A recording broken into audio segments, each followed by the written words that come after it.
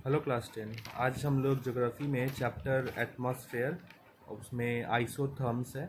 Isotherms जो portion है वहाँ से स्टार्ट करेंगे और जितना भी हो सकेगा इस चैप्टर को कंप्लीट करने की कोशिश करेंगे और जहाँ भी तक हो सकेगा वहाँ तक कंप्लीट करेंगे। फिर भी हम लोग isotherms, global warming, greenhouse effect और factors affecting atmospheric pressure and the more topics are about winds, pressure belts, इनके बारे में कंप्लीट करेंगे। So let's move ahead.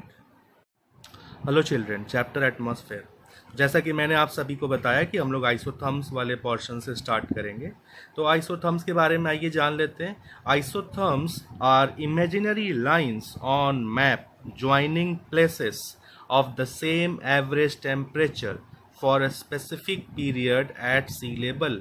वैसी लाइंस जो कि अर्थ में जो है, अर्थ का जो मतलब जो वर्ल्ड मैप है, वैसी लाइन जो उस मैप पे ड्रॉ की हुई हैं जो कि वैसे प्लेसेस को कनेक्ट करती हैं जिन प्लेसेस का टेम्परेचर क्या है, सेम है। तो वैसी जगहें अर्थ में, वर्ल्ड में जिन जगहों का टेम्परेचर लगभग सेम है, वैसी जगहों को जो लाइन कनेक्ट करती है उस लाइन को हम क्या कहते हैं, आइसोथर्म्स कहते हैं। ये कैसा लाइन है, इमेजिनरी लाइन है। ये हम इमेजिन करके यहाँ इस प्लेस का और इस प्लेस का टेम्परेचर सेम है, इन दोनों को ज्वाइन कर दिए। हाँ, इस प्लेस का टेम्परेचर सेम है, तीनों का टेम्परेचर क्या हो गया, सेम हो गया। तीनों प्लेस को एक लाइन से क्या किए, ज्वाइन कर दिए।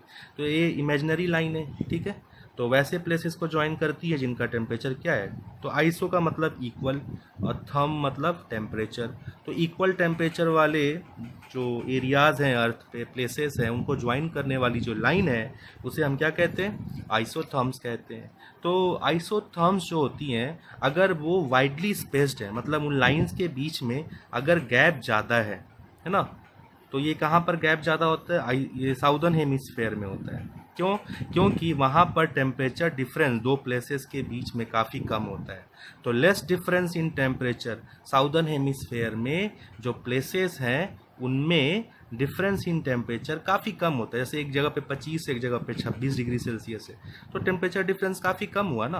तो वहाँ पे आइसोथर्म्स जो है मोर वाइडली स्पेस्ड, दूर दूर होती हैं। कहीं कहीं पर सीधी सीधी लगती हैं, टेंड्स टू बी स्ट्रेटर, सीधी सीधी लगती हैं, लगता है एकदम कर्व नहीं है, सीधा लाइन है। और जहाँ पे डिफरेंस इन टेम्परेचर ज़्यादा होता है, कहाँ पर, नॉर्दर्न हेमिस्फेयर में, तो वहाँ पे कहीं 25 डिग्री सेल्सियस है, कहीं पे 30 डिग्री सेल्सियस है, टेम्परेचर डिफरेंस ज़्यादा है। वहाँ पे आइसोथर्म्स क्लोजली स्पेस्ड होती हैं, मतलब काफ़ी पास पास से एक दूसरे के पास से गुजरती हैं, ठीक है। आइसोथर्म्स जो है show a general decrease of temperature from equatorial to polar latitude. तो आइसोथर्म से ये समझ में आता है कि इक्वेटोरियल एरिया से पोलर लैटिट्यूड की तरफ टेम्परेचर क्या होता है, डिक्रीज करते जा रहा है। जहाँ तुम लोग जानते हो भी हो, पोलर एरियाज, पोल्स जो है वो फ्रिजिड जोन है, का टेम्परेचर जो है वहाँ पे कम होते जाता है, बस वही बात है। तो आइसोथर्म्स के बारे में जान लीजिए जितना ज़रूरत है जानने का। फिर हम लोग जानेंगे ग्लोबल वार्मिंग क्या होता है। मेरे ख्याल से लगभग सभी जानते होंगे ग्लोबल वार्मिंग मतलब अर्थ का जो टेम्परेचर है वो बढ़ते जा रहा है। क्यों बढ़ते जा रहा है? क्योंकि ग्रीन हाउस गैसेज जैसे CO2 ये अर्थ के एटमॉस्फेयर में बढ़ती जा रही हैं। अब CO2 क्यों बढ़ रहा है? Due to pollution, due to deforestation. अब ये जो एक IPCC, इसके बारे में जान लो। IPCC क्या है? Inter governmental panel on climatic change. तो गवर्नमेंट ने एक पैनल बनाया जो कि क्लाइमेटिक चेंज को ऑब्जर्व करे, हमें सजेशन दे। उसका नाम है inter governmental panel on climatic change, IPCC, ठीक है। तो कुछ ग्रीन हाउस गैसेस हैं, carbon dioxide, methane, nitrous oxide, ozone, chlorofluorocarbon, hydrochlorofluorocarbon, Mithil chloroform and carbon tetrachloride. तो इनका सोर्सेस जान लेते हैं। CO2 के बारे में, फॉसिल फ्यूल जैसे कोल, पेट्रोलियम है, और डिफॉरेस्टेशन करने से CO2 गैस होता है। पोल्यूशन, फॉसिल फ्यूल जो पेट्रोल जलता है गाड़ी का तभी तो होता है। फिर CH4 क्या है? ये वेटलैंड्स, ठीक है, दलदल वाले ज़मीन पे, वहाँ से मीथेन गैस निकलेगा। नाइट्रस ऑक्साइड फर्टिलाइजर से मिलेगा। ओजोन फोटोकेमिकल रिएक्शन जो ट्रोपोस्फेयर में होता है ड्यू टू सन, जो सनलाइट आता है उसकी हीट की वजह से जो ओजोन लेयर है वो क्या करता है, रिएक्शन कर लेता है और ओजोन गैस का फॉर्मेशन हो जाता है। क्लोरोफ्लोरोकार्बन ये एरोसॉल प्रोपेलेंट से, वैसे मतलब प्रोपेलेंट जिनसे क्लोरोफ्लोरोकार्बन निकलता है या AC रेफ्रिजरेंट से निकलता है। हाइड्रोक्लोरोफ्लोरोकार्बन ये भी रेफ्रिजरेंट से निकलेगा। मिथिल क्लोरोफॉर्म ये इंडस्ट्रियल डिक्रीजिंग सॉल्वेंट है, इंडस्ट्रीज़ में यूज़ होता है, और ये कार्बन टेट्राक्लोराइड ये भी इंडस्ट्रियल सॉल्वेंट की तरह। तो ये सारी जो गैसेस हैं ये इन हाउस गैसेस हैं, इनकी ये सोर्सेस हैं। फिर हम लोग जानते हैं, आगे बढ़ते हैं। आगे जो है ये बताना है कि इफ़ेक्ट्स ऑफ ग्लोबल वार्मिंग, अगर ग्लोबल वार्मिंग बढ़ते जाता है, अर्थ का टेम्परेचर बढ़ते जाता है तो क्या होता है। अब जाहिर सी बात है, जैसे तुम्हारे हाथ में एक आइस क्यूब है, अगर तुम अपने हाथ में उस आइस क्यूब को रखोगे तो तुम्हारे बॉडी का टेम्परेचर क्या है, ज़्यादा है, कितना है 37 डिग्री सेल्सियस, और आइस क्यूब का टेम्परेचर क्या है 0 डिग्री सेल्सियस। तो जब उसको हीट करोगे तो वो क्या करेगा, मेल्ट करेगा। तो वैसे ही अर्थ पे जितने भी पोलर एरियाज में जो आइस कैप्स हैं, जो आइसबर्ग्स हैं, जो माउंटेन ग्लेशियर हैं, वो क्या करते जा रहे हैं, मेल्ट करते जा रहे हैं, क्योंकि अर्थ का टेम्परेचर बढ़ते चला जा रहा है, ग्लोबल वार्मिंग हो रहा है। जाहिर सी बात है, वो जब वो आइस कैप जो मेल्ट करके वाटर में जाएंगे तो सी लेवल को क्या करेंगे, बढ़ा देंगे। सी लेवल बढ़ेगा तो फ्लड आएगा तो आसपास के जो लो लैंड एरियाज़ हैं वो सबमर्ज कर जाएंगे, डूब जाएंगे। Rise of sea level same point है। Change in nature of precipitation, तो ग्लोबल वार्मिंग होने की वजह से जो प्रेसिपिटेशन का नेचर है वो भी चेंज हो जा रहा है। कहीं कहीं पर जो है हेवी स्नो स्टॉर्म्स आ रहा है, स्नो की तूफान आ रहे हैं, जैसे यूएस, चाइना, जापान और ऑस्ट्रेलिया में आ रहा है। और स्नो जब मेल्ट कर जा रहा है स्टॉर्म के बाद तो बाढ़ आ जा रही है, फ्लड हो जा रहा है। कहीं पे बारिश ही नहीं हो रहा है, जैसे एशिया और अफ्रीका और ट्रॉपिकल एशिया में और अफ्रीका के कुछ हिस्सों में। तो कहीं पर स्नो स्टॉर्म्स आ रहा है, बाढ़ आ जा रहा है, कहीं पे बारिश ही नहीं हो रहा है। तो प्रेसिपिटेशन का नेचर क्या हो गया, चेंज हो गया ड्यू टू ग्लोबल वार्मिंग। उसके बाद है over and under production of crops, कहीं कहीं पे क्रॉप्स का प्रोडक्शन ज़्यादा हो जा रहा है, कहीं कहीं पे एकदम ही कम हो जा रहा है। और जहाँ पे क्रॉप प्रोडक्शन ज़्यादा हो जा रहा है वो क्रॉप सही होता भी नहीं। जैसे तुम जो है कोई चीज़ को कम आंच में पकाओ और कोई चीज़ को आंच तेज करके पकाओ, दोनों का टेस्ट क्या हो जाता है, अलग अलग हो जाता है। वैसे ही क्रॉप का, कोई भी चीज़ का सीड से डोरमेंट है वो फिर कॉटिलिडन्स का फॉर्मेशन होगा, स्टेप बाय स्टेप होता है। तो जब टेम्परेचर ज़्यादा हो गया तो वो बहुत जल्दी प्रोसेस से वो प्लांट बन गया, तो वो क्रॉप क्या होगा, सही नहीं होगा। तो जहाँ पे वार्मर टेम्परेचर जो है वो क्या कर रहा है, प्रोडक्शन ऑफ वीट, सोयाबीन ये सब का तो बढ़ा दे रहा है। और जहाँ पे जो है डिक्रीज़ हो जा रहा है, क्योंकि ज़्यादा गर्मी में कॉर्न का जो प्रोडक्शन है वो कम हो जाएगा। कॉर्न एक तरह का फसल है, उसका प्रोडक्शन क्या हो जाएगा, कम हो जाएगा। तो वैसे क्रॉप्स जो कि वार्मर टेम्परेचर में, ज़्यादा टेम्परेचर में होते हैं उसके लिए तो सही है, ठीक है, जैसे वीट और सोयाबीन। और जिसको टेम्परेचर वार्म नहीं चाहिए उसका प्रोडक्शन क्या हो जाएगा, डिक्रीज़ हो जाएगा। और जो प्रोडक्शन हो भी रहा है वो बहुत रैपिड हो रहा है, ठीक है। फिर चेंज इन एग्रीकल्चरल मेथड, लोगों को अपने एग्रीकल्चर करने के मेथड को भी चेंज करना पड़ रहा है ड्यू टू ग्लोबल वार्मिंग। तो जैसे कोई ज़मीन है, उसकी फसल को जब काटते हैं, तो जैसे इतना बड़ा प्लांट है, यहाँ से काटते ये पार्ट छोड़ दिए ज़मीन में, ठीक है, तो इसको जो है टिल फार्मिंग कहते हैं।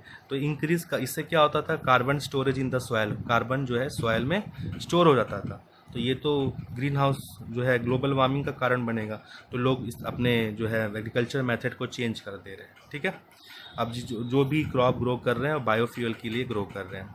एल नीनो क्या है, एल नीनो एक तरह का गर्म जो है पानी है जिसमें न्यूट्रिएंट नहीं होते हैं। ये कहाँ से निकलता है, नॉर्दर्न पेरू से निकलता है, इक्वेडर से निकलता है और दिसंबर में निकलता है। तो देखो एक गर्म तरह वार्म वाटर है, तो ग्लोबल वार्मिंग होगा तो ये तो और भी ज़्यादा ये वार्म होके निकलेगा ना, ठीक है। तो इससे क्या होगा, क्लाइमेटिक चेंजेस आएगा इक्वेटोरियल पैसिफिक एरिया में। क्या इफेक्ट पड़ेगा, विंड का पैटर्न चेंज हो जाएगा। पैसिफिक एरिया में विंड का पैटर्न अगर ऐसे है तो फिर ये उल्टा चला जाएगा, ठीक है। फिर ऑस्ट्रेलेशिया में जो है सूखा पड़ जाता है। साउथ अमेरिका में हेवी रेन होता है, ठीक है। ऑस्ट्रेलेशिया में ड्रॉट हो जाता है, साउथ अमेरिका में बहुत बारिश होती है, ठीक है। Imbalance in incoming and outgoing solar radiation, suns का जो हीट आता है, लाइट आता है, उसमें अल्ट्रावायलेट, इंफ्रारेड और विजिबल पार्ट होता है। और ये तीनों ही पार्ट क्या करता है, अर्थ के क्लाइमेट को चेंज करता है, अर्थ के क्लाइमेट को कंट्रोल करता है। तो अगर ग्लोबल वार्मिंग होगा तो फिर उससे क्या होगा, बहुत तरह का इफेक्ट पड़ेगा। ये सब उसके इफेक्ट्स थे। और आगे आगे जानेंगे एटमॉस्फेरिक प्रेशर जो है वो कितना है, 760 मिलीमीटर में। अगर मिली बार में बोले तो 1013.2 मिली बार है। अगर इंचेस में बोले तो 29.92 इंचेस है एट सी लेवल। बैरोमीटर क्या है जानते ही हो। बैरोमीटर जो है एक तरह का इंस्ट्रूमेंट है जिससे कि एटमॉस्फेरिक प्रेशर मेज़र करते हैं। ग्रीक वर्ड में बैरोस का मतलब होता है वेट, है ना। तो वैसे इंस्ट्रूमेंट जिससे कि वेट ऑफ एयर हम लोग मेज़र करते हैं उसे क्या कहते हैं, बैरोमीटर कहते हैं। टॉरिसेरी इवेंजेलिस्टा टॉरिसेली ने 1646 में बैरोमीटर इन्वेंट किया था। उसके बाद 14th बैरोमीटर आया, ये एक तरह का मरकरी बैरोमीटर है। ये कम एक्यूरेट था, इसमें ज़ीरो एरर होता है, ये हाईली एक्यूरेट है, ठीक है, सही रीडिंग देता है एकदम। इसमें मिलीमीटर ऑफ मरकरी में इससे रीडिंग लिया जाता है। फिर आया एनरॉयड बैरोमीटर जो कि पोर्टेबल है, जिसको हम लोग कन्वीनियंट है, इसको कैरी कर सकते हैं। क्यों? क्योंकि इसमें लिक्विड नहीं होता है, और जाहिर सी बात है लिक्विड नहीं होगा तो क्या होगा, लेस एक्यूरेट होगा। फिर बाद में इसी तरह के बैरोमीटर को और मॉडिफाई कर दिया गया और उसका नाम क्या रख दिया गया, ऑल्टीमीटर। तो ऑल्टीमीटर से ये जो है मतलब वेदर भी फोरकास्ट कर सकते हैं, हाँ, और कितना हाइट है ये भी पता कर सकते हैं कि कितने हाइट पे हैं। तो to determine altitude, height and to forecast weather के बारे में जो है जान सकते हैं, जैसे बैरोमीटर से जानते हैं। तो एक बैरोमीटर को क्या कर दिया, मॉडिफाई कर दिया, उससे हम लोग हाइट भी जान सकते हैं, तो उसको क्या कह दिए हम लोग, ऑल्टीमीटर कह दिए। तो ऑल्टी मतलब ऑल्टीट्यूड, तो ऑल्टीट्यूड को भी मीटर कर सकता है बैरोमीटर। तो ये कौन यूज़ करेगा, माउंटेनियर्स और पायलट्स। उसके बाद एटमॉस्फेरिक प्रेशर को अफेक्ट करने वाले क्या क्या फैक्टर्स हैं।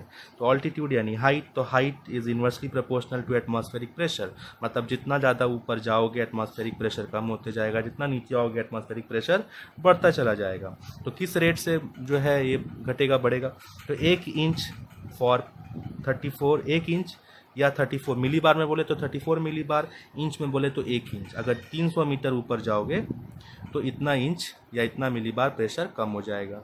तो लोअर लेयर जो होते हैं एटमॉस्फेयर के, जैसे ट्रोपोस्फेयर है, उसके ऊपर बाकी सब लेयर है, हम लोग यहाँ पर अर्थ सरफेस में, और ट्रोपोस्फेयर में तो ज़्यादा है ना, लोअर लेयर जो है उसमें ज़्यादा गैसेस हैं, नाइट्रोजन है, ऑक्सीजन है, CO2 है, पॉल्यूटेड गैसेस भी हैं उसमें, जो इम्प्योरिटीज़ हैं। तो लोअर लेयर क्या है, ज़्यादा डेंस है, तो ज़्यादा डेंस है, ऊपर से अपर लेयर उसके ऊपर प्रेशर एग्जर्ट कर रहे हैं, है ना, तो वो हाई प्रेशर एग्जर्ट करते हैं। अच्छा, अब टेम्परेचर क्या इफेक्ट देता है, तो टेम्परेचर भी क्या है, प्रेशर के इन्वर्सली वेरी करता है। टेम्परेचर बढ़ाओ, जितना टेम्परेचर ज़्यादा होगा प्रेशर क्या होते जाएगा, कम होते जाएगा। जितना टेम्परेचर जो है कम होगा प्रेशर क्या होगा, बढ़ते जाएगा। इसीलिए जैसे जैसे हम लोग जो है कोई माउंटेनस एरिया में जाते हैं जहाँ बहुत ठंड पड़ती है, वहाँ टेम्परेचर क्या हो गया, कम हो गया। टेम्परेचर कम है इसलिए हम लोग को प्रेशर ज़्यादा फील होता है। लोग देखते होंगे लोगों के नाक से खून निकलने लगता है या उनका कान दर्द देने लगता है, तो उनके बॉडी का जो प्रेशर है वो एटमॉस्फेरिक प्रेशर को बैलेंस नहीं कर पाता है। फिर आते हैं वाटर वेपर। वाटर वेपर क्या होता है, हवा से भी हल्का होता है। तो जो ड्राई विंड है जिसमें वाटर वेपर नहीं है, ठीक है, वो जो है वेट एयर से भी ज़्यादा हेवी होता है, क्योंकि वेट एयर में तो वाटर वेपर है तो उसको और हल्का बना देगा। तो ड्राई विंड्स जो है वो हेवी हो जाती हैं। तो लैंड विंड्स जो हैं वो हेवियर होती हैं सी विंड से। ज़मीन में जो हवा बहती है वो सी की तरफ से जो हवा है उससे ज़्यादा हेवी होती है। फिर अर्थ रोटेशन। अर्थ का रोटेशन भी काफ़ी एटमॉस्फेरिक प्रेशर को इफेक्ट करता है। तो अर्थ जब स्पीड से रोटेट करता है उसका स्पीड ऑफ रोटेशन हर जगह सेम नहीं होता है। तो सब ट्रॉपिकल एरियाज़ में जो है अर्थ के स्पीड ऑफ रोटेशन की वजह से क्या हो जाता है, हाई प्रेशर क्रिएट होता है। Land and water, land breeze sea bridge जानते हो तुम लोग। तो समर में जो लो प्रेशर हो जाएगा लैंड में और हाई प्रेशर हो जाएगा सी में यानी ओशियन में, ठीक है, याद रखना। समर के टाइम में लो प्रेशर होगा लैंड में और हाई प्रेशर होगा ओशियन में। लैंड ब्रीज सी ब्रीज का ही पूरा ये है। उसके बाद ये जानेंगे आइसो बार्स क्या होता है। तो आइसो थम में जाने, आइसो मतलब इक्वल, बार मतलब वैसा लाइन जो कि आइसो थम का मतलब, आइसो मतलब इक्वल, थम मतलब टेम्परेचर, तो वैसा लाइन जो कि इक्वल टेम्परेचर वाले एरियाज़ को क्या करे, ज्वाइन करे। आइसो मतलब इक्वल, बार मतलब वही लाइन, तो इमेजिनरी लाइन वैसे प्लेसेस को कनेक्ट करे जिनका इक्वल प्रेशर हो, प्रेशर जो इक्वल है और रिड्यूस टू सी लेवल, उनको क्या करे, वैसे प्लेसेस जिनका एयर प्रेशर इक्वल है उनको जो लाइन कनेक्ट करे उस लाइन को क्या बोलेंगे, आइसोबार। अगर ये क्लोजली स्पेस्ड है मतलब बहुत तगड़ी हवाएं बह रही हैं, अगर वाइडली स्पेस्ड है, गैप काफ़ी ज़्यादा है, यानी वहाँ पे विंड्स जो हैं वो जेंटल हैं या वीक हैं, ठीक है। अब हम लोग बुक से कंटिन्यू करेंगे। तो बुक से आगे कंटिन्यू करते हैं, page number 34, pressure belts of the earth. A pressure belt is a zone of uniform weight around the earth in an east-west direction parallel to the lines of latitude। तो pressure belt क्या है, एक तरह का zone है, एक तरह का एरिया है जिसका विड्थ क्या है, यूनिफॉर्म है, एक जैसा है, अर्थ के ईस्ट वेस्ट डायरेक्शन में होता है और लैटिट्यूड जो लाइंस ऑफ लैटिट्यूड है उनके पैरेलल होता है। अर्थ सरफेस में कितने प्रेशर बेल्ट्स हैं, 7 प्रेशर बेल्ट है। ठीक है, तो देख रहे हो तुम लोग यहाँ पे कि क्या लिखा हुआ है, इक्वेटोरियल लो प्रेशर बेल्ट। देखो यहाँ पे लिखा हुआ है ना, इक्वेटोरियल डायग्राम है प्रेशर का, ये वाला इक्वेटोरियल लो प्रेशर बेल्ट। फिर क्या है, सब ट्रॉपिकल हाई प्रेशर बेल्ट, सब ट्रॉपिकल हाई, सब ट्रॉपिकल हाई। ठीक है, हो गया। तो ये सब ट्रॉपिकल हाई प्रेशर बेल्ट जो है 2 है, एक ऊपर में एक नीचे में। तो 1 2 3 है ना, 4 5, टोटल 7 है, आएंगे उस तक। तो अब यहाँ पर देख रहे हैं कि इक्वेटोरियल लो प्रेशर बेल्ट है, उसके बारे में जान लेते हैं। The equatorial belt of low pressure extends from 5 degree north to 5 degree south latitude. 5 degree north से लेकर के 5 डिग्री साउथ लैटिट्यूड तक जो प्रेशर है, लो प्रेशर जो है वहाँ पे एक्सटेंड करता है। Low pressure prevails here due to, यहाँ पे लो प्रेशर क्यों है, उसकी वजह क्या है, क्योंकि vertical rays of the sun cause intense heating. Sun की जो वर्टिकल रेज हैं वो बहुत जल्दी हीट कर देती हैं और एयर उससे एक्सपैंड होता है। एयर एक्सपैंड होता है, राइज करता है और कन्वेक्शन करंट सेट हो जाता है। जैसे कि इसके पहले ही हम यहाँ बता रहे थे एटमॉस्फेरिक प्रेशर में, जो अभी अभी बता के गए कि लो प्रेशर जो है कहाँ होता है, लैंड में होता है ना, और हाई प्रेशर होता है ओशियंस और सीज में। बता के गए थे, याद आ रहा है, कुछ देर पहले ही बताया। किस टाइम में होता है, समर के टाइम में। तो क्या होता है, समर के टाइम में जो लैंड है वो जल्दी हीट होगा, वाटर को देरी लगेगा हीट होने में। तो समर के टाइम में जो है लैंड वो हीट हो जाता है जल्दी, और उसके ऊपर का एयर क्या हो गया, हॉट हो गया, और हॉट एयर जो एक्सपैंड करता है और ऊपर की तरफ चला जाता है। तो नीचे क्या हो गया, लो प्रेशर क्रिएट हो गया। तो लैंड में लो प्रेशर और ओशन में हाई प्रेशर। ठीक, इसका उल्टा विंटर में होता है। तो वही लैंड ब्रिज सी ब्रिज वाला ही कॉन्सेप्ट है। तो जहाँ पे जल्दी हीट हो जाएगा वहाँ लो प्रेशर हो जाएगा। तो यहाँ पे क्या बोल रहा है कि वर्टिकल रेज जो है उसको ही इंटेंस हीट कर देती हैं, और जिसके वजह से एयर एक्सपैंड करता है और कन्वेक्शन करंट सेट हो जाता है, लो प्रेशर हो जाता है। दूसरी वजह क्या है, presence of vast expanse of water mass cause air to pick up water vapour. और वहाँ पर जो है वाटर मास मतलब वाटर बॉडीज ज़्यादा हैं, जिसके वजह से एयर को जो है वाटर वेपर मिल जाता है। तो लाइटर एयर जो है राइज कर जाता है, लो प्रेशर क्रिएट हो जाता है। फिर the deflection of rising air to the north and south of equator as a result of rotation. फिर अर्थ का जो रोटेशन है उसके वजह से भी वहाँ पर लो प्रेशर क्रिएट हो जाता है। तो यहाँ पर जो एरिया है 5 डिग्री नॉर्थ से 5 डिग्री साउथ, इस एरिया को डोल ड्रम्स भी कहा जाता है, क्योंकि इस एरिया क्या है, so this region remains as a region of calm, better known as doldrums. यहाँ काफ़ी काम होता है, मतलब हवा का एकदम ही समझो मूवमेंट नहीं है, काफ़ी प्रेशर लो है, बहुत शांत, तो इसलिए जो है डोल ड्रम्स कहते हैं। तो कहाँ से कहाँ तक, 5 डिग्री नॉर्थ से 5 डिग्री साउथ वाले लैटिट्यूड वाले एरिया को क्या कहते हैं, डोल ड्रम्स कहते हैं। फिर आते हैं सब ट्रॉपिकल हाई प्रेशर बेल्ट्स के बारे में जान लेते हैं।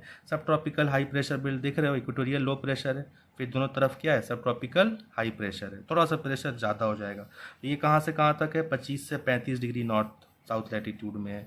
यहाँ पे हाई प्रेशर क्यों होता है, उसकी क्या वजहें हैं। पहला वजह क्या है, the rising warm and moist air from the equator cools in the upper atmosphere becomes heavy and sinks in this belt. तो यहाँ लो प्रेशर से जो वार्म एयर ऊपर जा रहा है, मॉइस्ट एयर जो ऊपर जा रहा है, वो इस लेयर में क्या हो जा रहा है, वो फिर हेवी हो जा रहा है, क्योंकि यहाँ पर जो है प्रेशर हाई है, और क्या बोला, becomes heavy and sinks in this belt, इस बेल्ट में वो डूब जाता है। This rising air moves towards the poles, pole की तरफ। यहाँ से तो वो वेपर बन के इस तरफ जा रहा है, पोल की तरफ, इधर आ रहा है पोल की तरफ, साउथ पोल की तरफ, नॉर्थ पोल की तरफ। तो जब पोल की तरफ results in piling up of the air in the subtropic, तो इधर का भी एयर के साथ वो क्या होता है, मिल जाता है। The cold winds are forced to descend near 30 to 35 latitude creating high pressure, और कोल्ड विंड जो है वो नीचे आ जाती हैं और वो हाई प्रेशर क्रिएट करती हैं।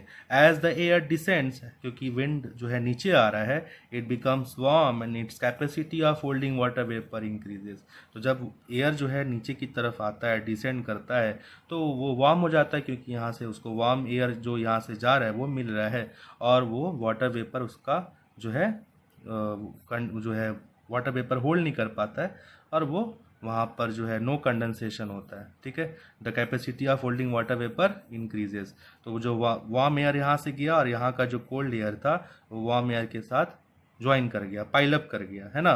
तो उसका वाटर वेपर का कैपेसिटी होल्ड करने का क्या हो गया, इंक्रीज हो गया। जब वाटर वेपर को वो क्या कर लिया, होल्ड कर लिया, एज अ रिजल्ट कोई बारिश ही नहीं होता है, कोई रेनफॉल ही नहीं होता है। क्योंकि बारिश कब होता, जब वो वाटर वेपर वो ठंडा ठंडा होता, वो ड्रॉपलेट्स में बदलता, तब ना उसका प्रेसिपिटेशन होता, बारिश होता।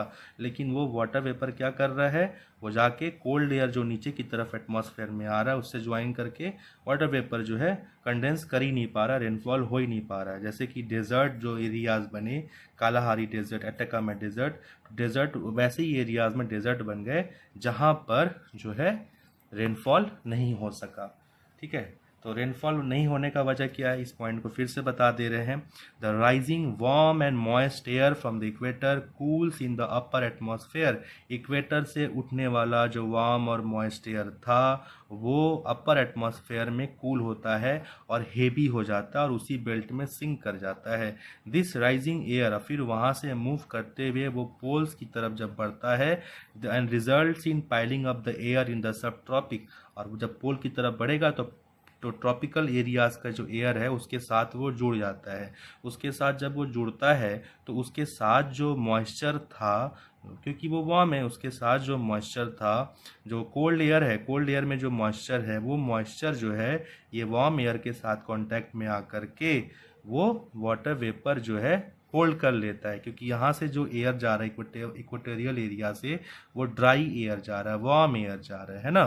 तो वो वार्म एयर कोल्ड जो एयर जो है ट्रॉपिकल एरियाज़ का उसको क्या करेगा, उसके मॉइस्चर को एब्जॉर्ब कर लेगा। जब उसके मॉइस्चर को एब्जॉर्ब कर लेगा तो कंडेंसेशन हुआ ही नहीं वाटर वेपर का, कंडेंसेशन ही नहीं हुआ तो रेनफॉल भी नहीं होगा। इस वजह से ये सब जगह में डेजर्ट बन गया। तो ये सब डेजर्ट इसी एरियाज़ में लाई करते हैं, ठीक है।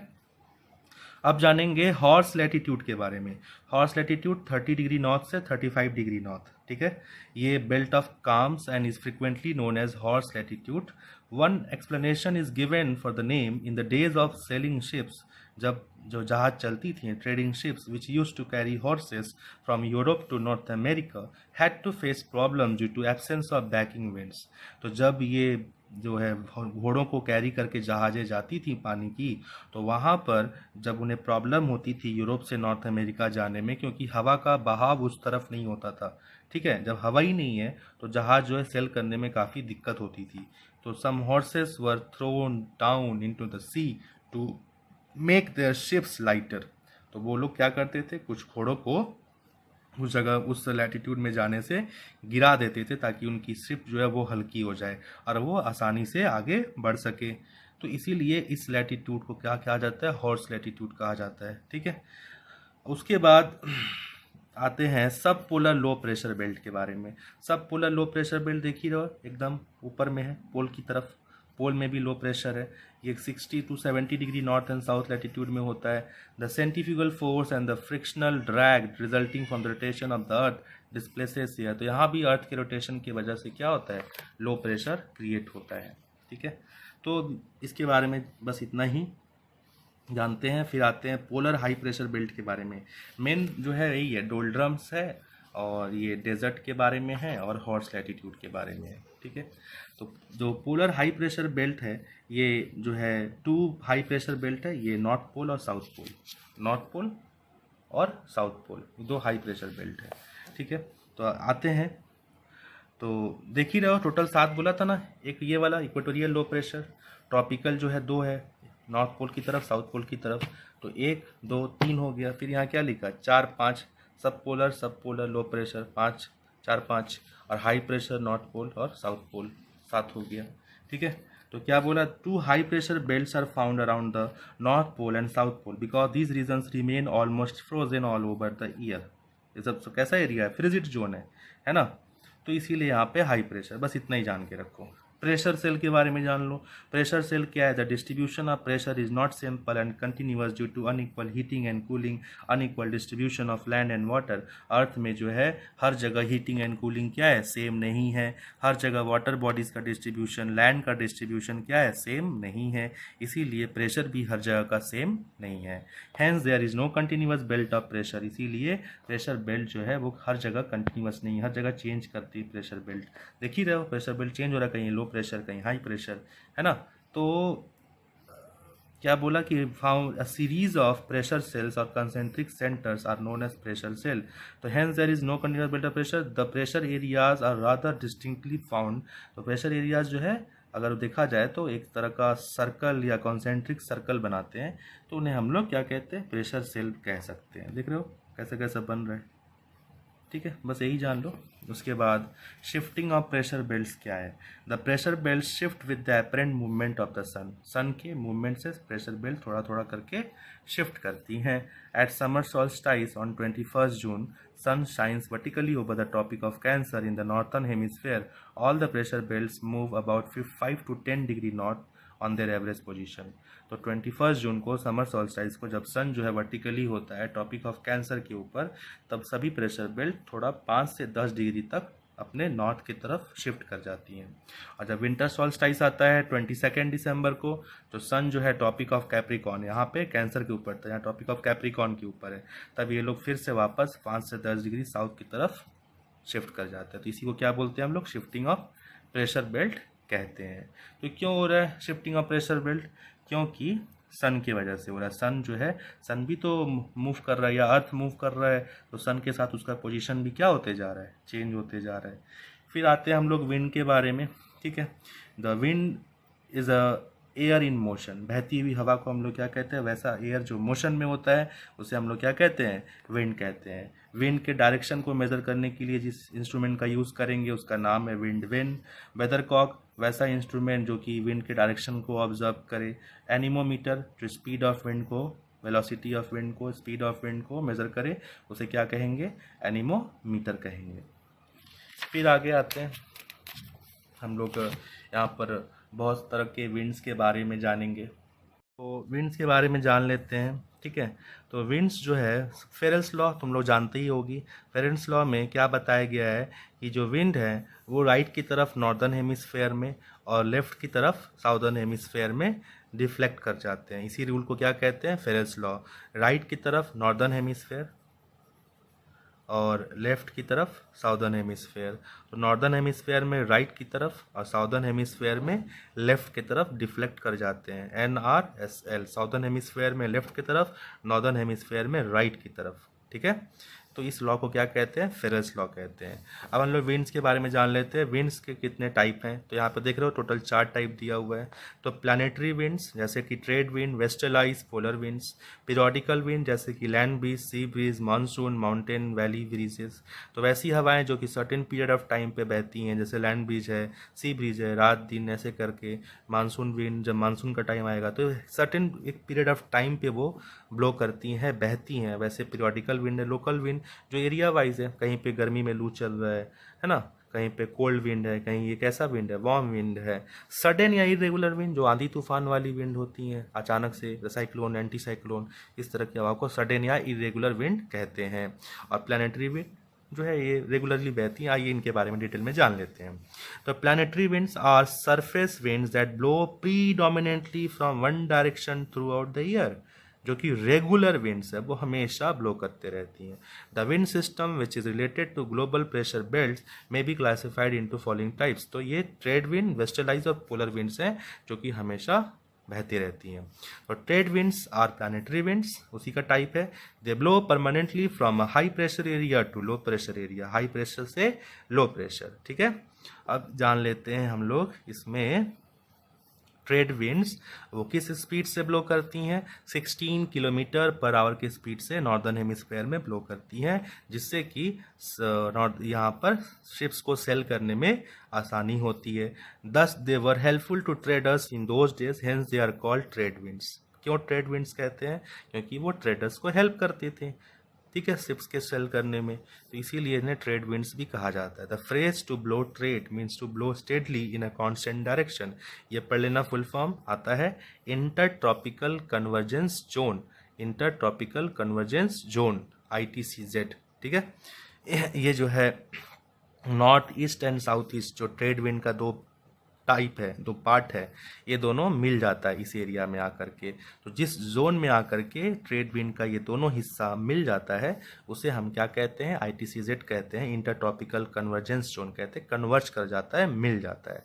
तो नॉर्थ ईस्ट ट्रेड विंड जो कि नॉर्दर्न हेमिस्फेयर में, साउथ ईस्ट ट्रेड विंड जो कि साउदर्न हेमिस्फेयर में ब्लो करती है ना, बहुत ईजी है। अब हम लोग चले आते हैं इधर वेस्टर्लाइज के बारे में जान लेते हैं।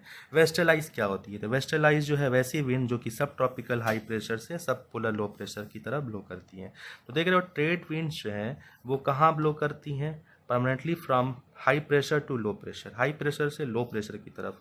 तो तुम लोग देख रहे थे यहाँ पर ये डायग्राम है ना, तो यहाँ पर हाई प्रेशर है ना, यहाँ भी क्या है नीचे में देखो हाई प्रेशर से लो प्रेशर की तरफ ब्लो करेंगी कौन? Trade wind. वेस्टर्लाइज सब ट्रॉपिकल हाई प्रेशर से सब पोलर लो, सब ट्रॉपिकल हाई प्रेशर से सब पोलर लो, इधर से इधर, हाँ, सब ट्रॉपिकल हाई प्रेशर से ये इधर से इधर, उल्टा इधर जा रही है। ठीक है, जिसको समझोगे तो वेस्टर्लाइज को भी दो हिस्सा में बांटा गया, साउथ वेस्ट वेस्टर्लाइज और नॉर्थ वेस्ट वेस्टर्लाइज। तो साउथ वेस्ट वेस्टर्लाइज ये कहाँ जाएंगी? ये जाएंगी साउथ वेस्ट डायरेक्शन में नॉर्दर्न हेमिस्फेयर में, और ये जो नॉर्थ वेस्ट वेस्टर्लाइज हैं ये कहाँ ब्लो करेंगी? साउदर्न हेमिस्फेयर में। ठीक है, फिर हम लोग इधर आ जाएंगे कि साउदर्न हेमिस्फेयर में जो वेस्टर्लाइज हैं वो अनइंटरप्टेडली विद ग्रेटर फोर्स और रेगुलरिटी, बिना किसी इंटरप्शन के बहुत स्पीड से बहती रहती हैं। This is due to large expanse of ocean in the southern hemisphere. क्यों? क्योंकि साउदर्न हेमिस्फेयर में ओशियन का जो मास है, जो एक्सपेंशन है, वो काफ़ी ज़्यादा है। In between 40 and 60 degree south the westerlies blow with great strength and constancy. 40 से 60 डिग्री साउथ लैटिट्यूड में वेस्टर्लाइज काफ़ी स्ट्रेंथ से और काफ़ी कॉन्स्टेंटली बहती हैं और काफ़ी स्टॉर्मी वेदर हो जाता है, ओवरकास्ट स्काई हो जाता है, धुंधला पड़ जाता है। तो जो सीमेन है इसीलिए वेस्टर्लाइज को इस यहाँ की जो साउथ की तरफ है इन्हें क्या कहते हैं? द ब्रेव वेस्ट विंड्स कहते हैं।